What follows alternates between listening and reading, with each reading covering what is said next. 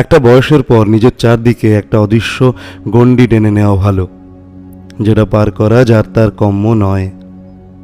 দেখো, যদি বাগানের চারপাশে তুমি বেড়া না দাও, তাহলে গরু ছাগল ঢুকে সব কিছু নষ্ট করে দেয় না? ঠিক তেমনই তোমার মনের আঙিনায় অবাধ প্রবেশাধিকার পাওয়ার জন্যে কিছু তো ক্রাইটেরিয়া থাকা প্রয়োজন। কেউ মিশতে চাইলেই দুম করে মিশে যেও না। তোমার প্রায়োরিটি, তোমার ভালোবাসা, তোমার সময় পাওয়ার জন্যে অন্য মানুষটার ভেতর কিছু তো যোগ্যতা থাকতে হবে। নিজেকে সহজলভ্য করে তুলো না, কারণ মানুষ সহজে পেয়ে গেলে তাজমহল আর তাসের ঘরের মধ্যে ফারাক পর্যন্ত করতে জানে না।